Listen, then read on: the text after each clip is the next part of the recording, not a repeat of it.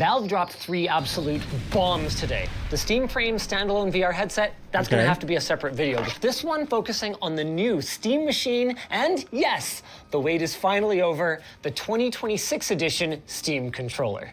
Let's start with a little history. Over 10 years ago, Valve announced their first version of SteamOS, a Linux-based operating system that would free gamers from the shackles of Microsoft Windows. No, it was a total commercial flop. Yeah. I remember that thing. That thing was absolute garbage, guys. But no offense if that was your thing, guys. Just no, I'd rather just specifically build a PC. Yeah, it will cost more money than that specific unit, right? But it's just not good enough for what it is, what it was. Instead of giving up on Steam machines, Valve doubled down, working with game developers on Linux native ports of their games and with open source developers on the Proton compatibility layer that makes their Steam Deck handheld out of the box compatible with thousands of Steam games, even ones that only ever shipped on Windows. The Steam Deck is believed to have sold millions of units at this point, and no wonder given its great balance of solid gaming and outstanding affordability. But its mobile form factor has given it certain limitations and left gamers hungry for something more substantial. It was kind of a little bit of both. Here it is. I'm calling it the lunchbox. 1, because it's substantial, like lunch. 2, because it's cube-shaped, like a box. And 3, because I think this thing is going to eat Xbox's lunch. Okay, that last one was a bit of a reach. But not as far as I'm reaching for this segue. To our sponsor. Hold up, RogueLab is having a sale, 60% off. What is going on, Linus? But I got a little friend new now. A guy has got to celebrate somehow. Bro, this is how you make an ad right here. This is how you do that here, guys.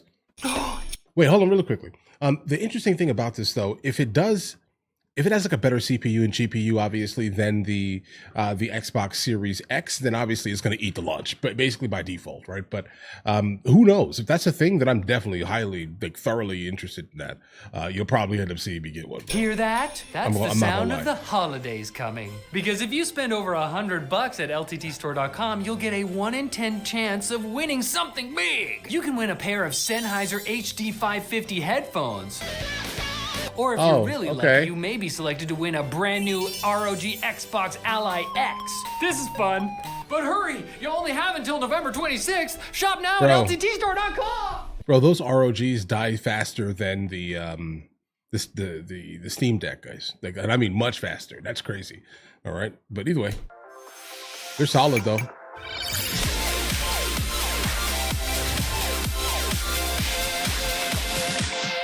In what has become typical Valve fashion, they've been atypically open about the new Steam Machine, giving us direct access to the engineering folks who worked on these devices.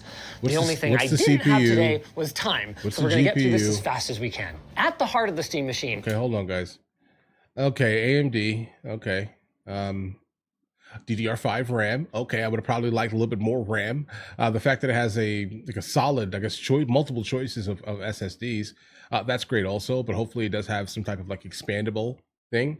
If that's a thing, I'm down, guys. Okay, I'm telling you, there are a couple of things that I have issues with when it comes down to the Series X Xbox, but I like AMD for games, guys. I do, weirdly. I really like AMD for games. Is a 6-core AMD Zen 4-based CPU that turbos up to 4.8 gigahertz with 16 gigs of RAM and an 8 gig GPU that they compared to a 7600 XT-ish. But they were also quick to point out that it might not be apples to apples thanks to their custom software stack and power tuning. Basically, the goal was that pretty much anything on Steam should run at 4K 60 FPS if you're willing to turn down the details and use a little bit of FSR upscaling. Yeah, see, that was my problem right there. See, all of what he just said, I don't want to do that. I want to run it on Ultra. Period. That's where I want it. If I can't run it on Ultra, I'm probably just going to stick with whatever Xbox gives me. And we saw that on display with Cyberpunk running in the demo room at these settings. Valve says to expect about 6 times the performance of the Steam Deck. Now, I was a little surprised to not see an SoC. I would expect that at that size. Apparently, the decision to go for discrete CPU and GPU came down to balancing cost, power, size, and performance. And also, they just didn't feel like they needed to. And I guess Valve was right because they nailed this thing. Compared to a more traditional ITX small... Hey, bro, I'm just autistic. Like, and I mean that. Like, I don't mean it in like a way that people take it generally sometimes. Like, I literally have Asperger's autism. I like hyper focus on some of the smallest details of things. I wouldn't call myself like specifically a genius, right? But I focus on like unnecessarily small details, and those small details, when kind of I guess spoken out loud, tends to seem like intelligence, I think. Form factor machine, like the OG Steam Machine reference My IQ is design, 153, you can see though. that it's a lot smaller. More on par with a highly integrated design like something like the Framework wife's is Desktop. higher. Investment disclosure. Like the Framework Desktop, Valve allows customization of the front panel using these magnetic plates, and they're going to provide the CAD files so you can put whatever your heart desires on here. They even had a machine in the demo room with an e-ink display that was showing system vitals. Pretty darn cool. That's actually but cool. Unlike the Framework, it has a programmable RGB strip in the front that could be used to personalize your style or maybe show a progress bar while you switch your TV input and wait for your game to be downloaded. The sky's kind of the limit. The front of the device has a power button, micro SD slot, 2 USB 3 5 gigabit per second ports. Then the rest of the I/O is in the back, where you'll find 2 USB 2 Type A ports, a USB-C 10 gigabit per second port, no display port on there. That is I'm fine with that. Gigabit Ethernet, power in for the integrated power supply. Good gravy, this thing is compact. As well as an HDMI 2.0 and DisplayPort 1.4 port. It is worth noting that HDMI 2.0 port, they have tested it at HDMI 2.1 speeds, but there are a couple of features that are not implemented, so they can't call it HDMI 2.1. Also at the back, we have a large 120 millimeter cooling fan that draws air from both the intake on the bottom that comes up through the power supply, as well as the large heatsink on the front. We're gonna crack this thing fully open in a sec, but first, I wanna talk about the Steam controller. No, not that Steam controller, the new one, with the exact same name. Before you ask, yes, I made my case to Valve that this is unnecessarily confusing. No, they're not going to change it. Right. The good news is Valve... Yeah, guys, I'm gonna be honest. Like, I'm not really super fan of like the USB 3.1 or 3.0, like the blue USB, the USB-A ports, guys. Let's get rid of those, please. I mean, obviously, we're all moving towards like USB-C and things like that. Like, why don't we just move towards that and have that as like the proprietary, you know, variant of USB connection?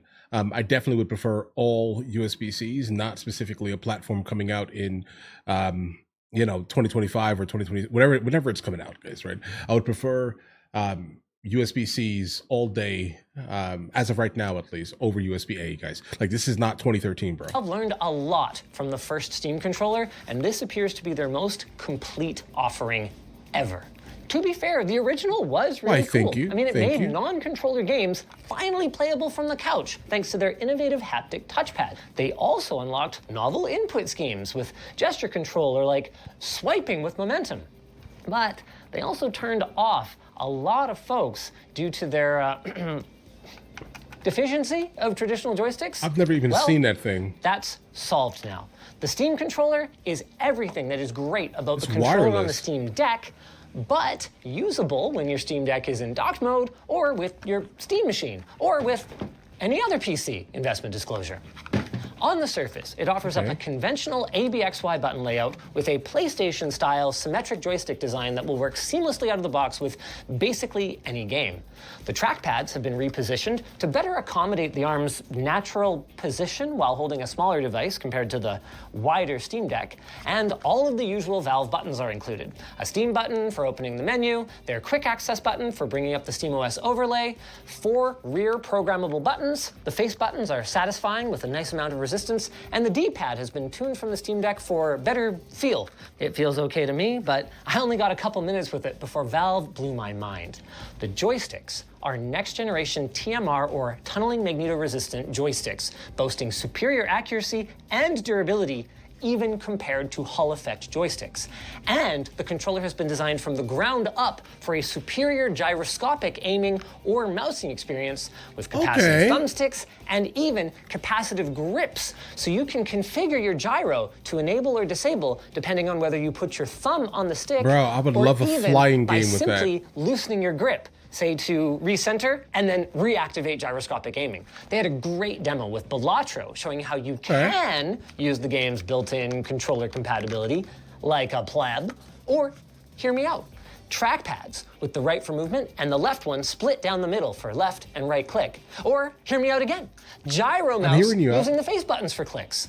And if you don't care about gyro aiming, these capacitive inputs are all remappable as well, opening up a whole world of possibilities. I mean, I would figure if we're talking about like a Linux-based OS, and it's for like a computer game, I would suspect that every single key, like if you ever played a computer game, you understand that every single key is remappable. That's not really a special thing to say.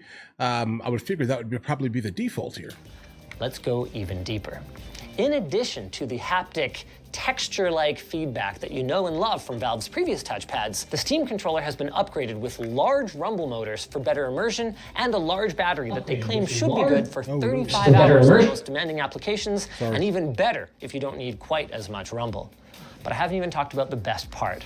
If you've ever gamed over Bluetooth, you know that it can be inconsistent at best. Valve's solution? The puck. Every Steam controller comes with a wireless dongle that RF? Clips magnetically to the Steam controller using a couple of nice, strong alignment magnets. And it uses a proprietary 2.4 gigahertz wireless interface that Valve claims is good for about 8 milliseconds end-to-end latency. That makes sense. Offers up superior resiliency when you're using multiple controllers. Okay, I like that. It allows 4 controllers I like that a lot, puck, actually. So that's not as good as the Xbox dongle, which can do 8. But Valve has tested up to 4 pucks on a single system for a maximum of 16 players, meaning that you're probably going to run out of seats on your couch before you run out of controller compatibility. But what game has, like, I've never played a game that required that many people. I mean, well, Smash Bros, maybe? Where you can play, like, with a whole lot of people, I'd say. What is going on here? My screen just blanked out like a, here we go, we're back. Right, but I've never played a game that required that many people, specifically like maybe like a LAN party type of scenario, maybe. But that's it. The last chef kiss on top is an IR emitter that's cozied up beside the power LED to help you find your controller when you're in VR. I love it. Now let's get back to the Steam machine who got naked while we were I wouldn't busy. be very interested in the VR aspect of While things. Valve's goal was to build something that is zero hassle, grab and game for the non-tinkerers, they really were laser focused on a console-like experience with quick suspend and resume and modern standby so that your games are already updated when you sit down to play. They also fully acknowledge that there are folks out there, guilty, who are tinkerers, and they've come up with an ingenious design for this thing that allows it to cater to both audiences. In advance, wait a second. No, you're not going to be swapping out the BGA soldered processors. But what you can do is upgrade the storage with next to no hassle to a 2230 or larger 2280 sized M.2 drive. That's not impressive. Like, I'm not trying to be like offensive here, guys, but that's not an impressive thing because you can basically add a M.2 SSD specifically to your PS5. All right, that's not a new thing. All right, that's not really, you're not really allowing us to change things drastically. Can we change the GPU? Because that's probably the first thing I would do, bro. And while we couldn't go that deep today, Valve also confirmed that the memory uses standard SODIMM slots. Finally, while Valve hasn't actually told iFixit that this product is coming yet, they did say that they're hoping to continue their partnership that they've had on the Steam Deck, making replacement parts available for end users. Awesome. Since we're in here, by the way, there are some really cool details that I'd love to highlight. All right, let's go. The power supply, for one thing, is fully integrated to the point where it's actually part of the chassis, and the cooling solution pulls air directly through it, which avoids any need for it to have its own fan. The aforementioned Delta cooling fan is actually slightly thicker than the standard 25mm for extra static pressure, and it includes antenna mounts that are integrated into it, along with I/O mounts. Cool, right? Oh, this is actually a great look at the 4 antennas. So this is the back of the device where you have your 2 antennas for Wi-Fi 6E. Then if we flip it around to the front, we've got 1 antenna for Bluetooth peripherals and another one that is dedicated to your Steam controller or controllers. So that puck that's included with your controller is actually extra. And you could chuck it on another PC or next to your couch for charging. A major question mark, though, is of course price. Valve wasn't able to give any specific numbers due to rapidly evolving market conditions, but they will obviously have it nailed down. That just means it's not being made in the United States of America.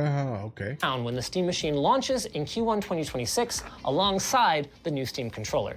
Okay. They did give me one hint, though. They said that while they expect it to be very competitively priced with a PC, that it will be priced like a PC, rather than like a console with games subsidizing the upfront hardware purchase.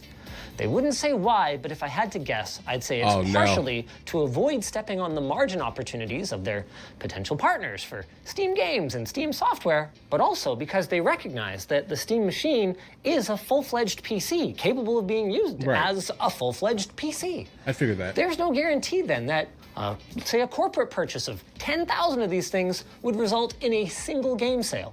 So they really do need to protect the sustainability of their hardware business. Okay, you're making an excuse for Another them. major question mark is, where the heck is standalone SteamOS for custom PC builders? Well, we aren't going to get a formal SteamOS release for BYO hardware configurations anytime soon, but Valve has expanded the list of supported third-party devices, and they have supported installing the Steam Deck recovery image on AMD CPU and GPU systems for some time, and recently updated it to support their latest Zen 5 and RDNA 4 architecture processors. So nothing prevents you from building your own Steam machine and installing the software for free. Though you will miss out on some things.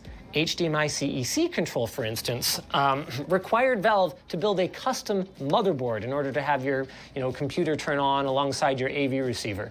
And to get that on a BYO PC would require some serious cooperation between hardware makers that I don't know if we should hold our breath for. No, don't do that. But the bulk of the experience should work pretty much out of the box. We may even get a release that supports a broader range of hardware in the future. But the vibe I'm picking up on around here is that it really depends on better support for Intel and especially NVIDIA GPUs. I'm also picking up this vibe to our sponsor. What up? Hey man, I gotta. Okay, guys. Okay, we already encountered the man singing. All right, we already encountered him singing. All right, so here's the thing, guys. Like looking at this here as an overall platform, I think it's okay. I don't think that I'm going to go ahead and run out and go buy it, unfortunately, or even fortunately. And that's just because why do I need this? Like specifically, if the price is going to be like super similar to like a most likely an entry level gaming PC, why on earth? Okay, would I even do this? I'm not going to do this. Like, no offense here. I'm not sponsored by any of these companies, so I'm going to say what I want to say, bro. Okay. I think that it's a great idea, sure. But I would think that the price would definitely need to come down to basically compete because you're still kind of in a super niche market, right? Jesus Christ, what's going on my screen? But either way, like you guys, you're in like a super niche market, and that super niche market is just going to go ahead and build their own, bro. I'm telling you, like I would just say, you know what? Hold on, guys. So you're telling me I'm going to get basically, 8 gigs of RAM? Is that what it said here, guys? 16 gigs of RAM, a DDR5 RAM? Bro, no. Why would I do, bro, just build your own, period. By this time here, in this point here. I don't see the value in it.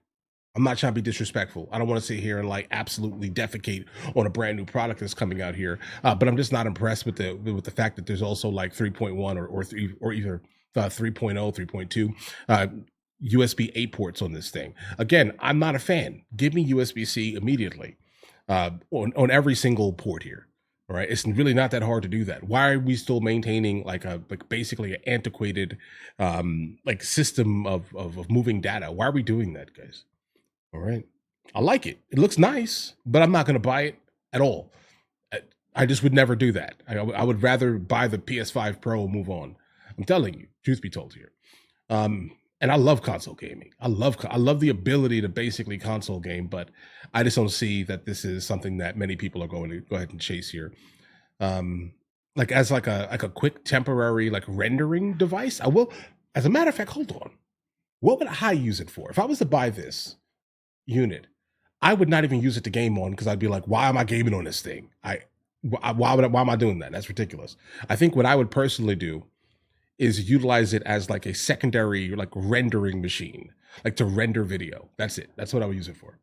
Because obviously, it has enough of a GPU along with a CPU and enough of RAM, let's say, to render out easily a 4K video. The fact that it can run 4K 60 on most games, at least, it tells me that most likely it can easily render like a random 4K 30 frames a second or 24 frames a second video. So that's it. I wouldn't game on it personally. That's just me though, right? Absolute Boxing, welcome. The first Steam machine. Yeah, I can imagine that there are people that have been trying to get into PC gaming, but like couldn't kind of get past the barrier to entry, building their own unit. So of course the Steam Deck kind of, could probably bring people in. I would say that because you're making it really easy. Like these prepackaged, pre-built systems are definitely what I think the main market is like currently chasing, bro.